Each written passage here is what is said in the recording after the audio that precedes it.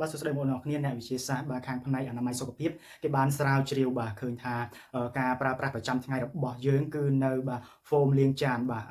និយាយថាគេយកអាហ្វូមហ្នឹងទៅដាក់សាប៊ូហើយលាងចានណាបងប្អូនគឺសម្រាប់ទង្វើបែបនេះគឺប្រជាជនបាទទូទាំងពិភពលោកក៏ដូចជាបាទ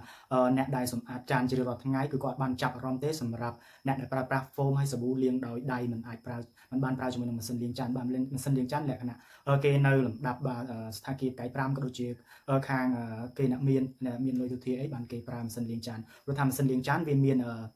បាទម៉ាស៊ីនទឹកក្តៅអីបាញ់លាងសម្រាប់មេរោគស្រាប់ក្នុងគ្រាន់តែបើកមកគឺស្អាតបាទ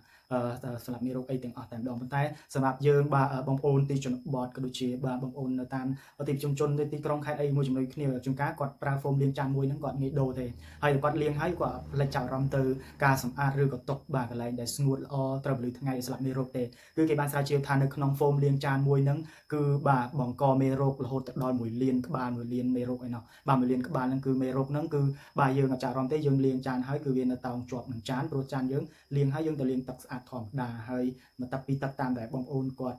ធ្វើសកម្មភាពប្រចាំថ្ងៃទេគាត់លាងដូច្នេះហើយវាអាចអស់មេរោគទេគឺមេរោគនៅក្នុងហ្វូមលាងចានហ្នឹងគឺវាអាចបាទបង្កទៅបាទក្នុងខ្លួនរបស់យើងដែលយើងយកដាក់ចានអ្នកខ្លះគាត់លាងភ្លាមគាត់យកមកញ៉ាំបាទភ្លាមតែម្ដងចានពេលខ្លះត្រាំចោលដូច្នេះហើយវាអាចបង្កឲ្យមានជំងឺប្រចាំរាងកាយដោយអត់ដឹងខ្លួនទេអ្នកខ្លះទៅគាត់បាទមានជំងឺពោះវៀនគ្រុនពោះវៀនធំរ៉ាំរ៉ៃអ្នកខ្លះទៅអាលៀកកាពះហើយអាមេរោគហ្នឹងវាចូលទៅបាទធ្វើឲ្យប្រព័ន្ធខួរក្បាលបំផ្លាញប្រព័ន្ធកោសិកាខួរក្បាលរាងឈឺក្បាលមួយចំហៀងរ៉ាំរ៉ៃជាប្រចាំហើយនឹងមានជំងឺបាទចុកពោះរាគរូសធំបាទហើយវាជាជំងឺដែលរ៉ាំរ៉ៃយើងអត់ដឹងខ្លួនទេថាមកពីមេរោគនៅក្នុងអាហ្វូមលាងចានហ្នឹងបងប្អូនដូច្នេះហើយអ្នកវិទ្យាសាស្ត្រគេបានឲ្យយើងបាទពេលដែលលាងសម្អាតចានហើយកុំភ្លេចលាងហ្វូមហ្នឹងឲ្យស្អាតរួចស្ងួតទៅដាក់ពលឺកន្លែងណាដែលមានពលឺថ្ងៃស្ងួតល្អឬក៏